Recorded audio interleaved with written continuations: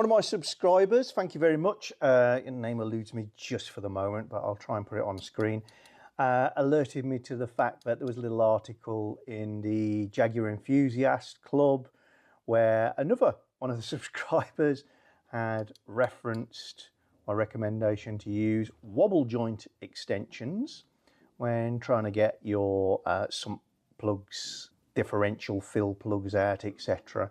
And that brought up a few comments and emails saying, John, do more stuff on tools, you know, clever tools we've not seen, how to use them, all that sort of good stuff. Yeah, I will do. And I thought I'll just throw you in a quick one today because that reminded me, and I've just pulled these out of my drawer. I've actually got 3 of these. I've got a larger one, but it's embarrassingly battered because I've had it many years. I'm not even sure I bought it. I think you probably inherited it from somebody. But these 2 smaller ones don't see so much action, and because they're intended for smaller nuts, they don't need as much abuse. These are nut splitters. Now, if you do enough work on older cars, particularly suspension on older cars, you're going to come across nuts which are so seized into place, so rusted into place. But it doesn't matter how much force you use, you're never going to remove them. They become one with the bolts, or they're so rounded off that there's just no way of gripping them anymore, and you don't have the facility or the ability to maybe weld a lever onto them. If you're in that situation, one of these is brilliant. They're called a nut splitter.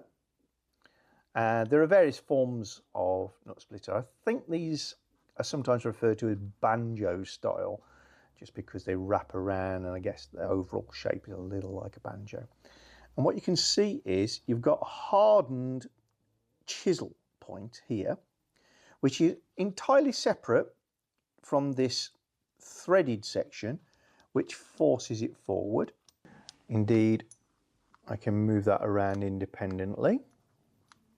And should you find yourself with a completely seized, rusted into position nut, so here's our simulation, then use this machined away face to put on first, because that can get nice and close to the workplace.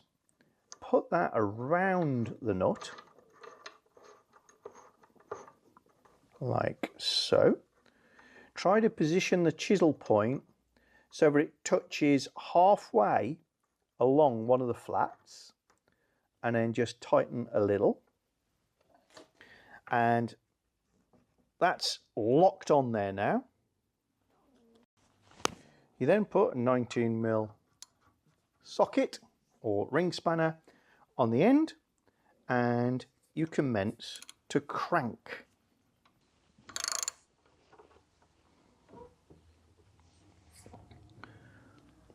And I'll just give it a few pumps, but essentially one of 2 things is going to happen at this stage.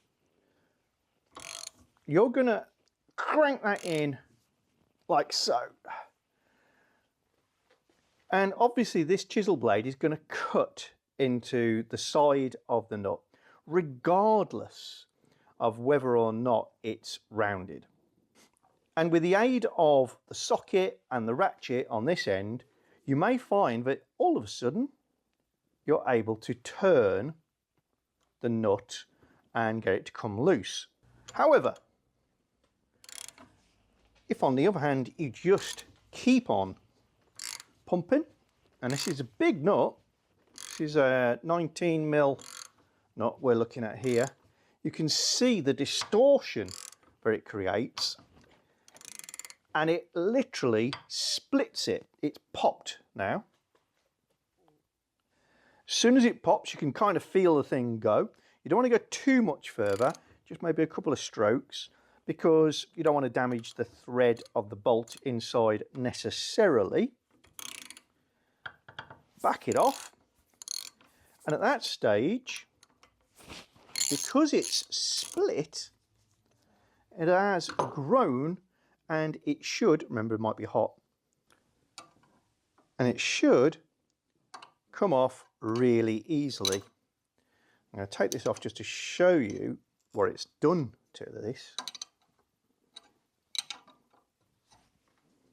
Because it's not going to come smoothly off.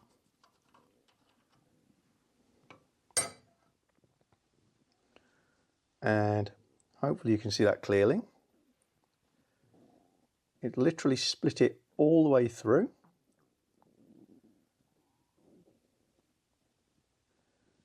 You see the thread there is separated, and that will not be able to maintain a grip on this bolt. And we go back to our bolt, it's still completely serviceable. There is a tiny scar, I don't know if the camera's going to pick it up, probably. Tiny scar where the chisel tip, or more likely the inside of this, is really bit in. But I could clean that up with needle files or run a die down it or replace the bolt. Point being, I've taken a situation that seemed impossible, and this nut splitter has made it really, really easy to resolve. Of course, if you have such kit, you can put an impact gun on the back of here and do it using the power of electricity or air power rather than hand power. But they're very efficient if you buy nice ones with very hard chisel tips. There's a lot of toffee out there. Looks like good stuff, but isn't. Mine is cheap and cheerful but effective. What have I got? I've got Tool Zone ones. I'll put a link in the description to this or very similar, or you can follow the link back to my Amazon page, which will have shown these where I've bought them in the past. But yeah, great little tool.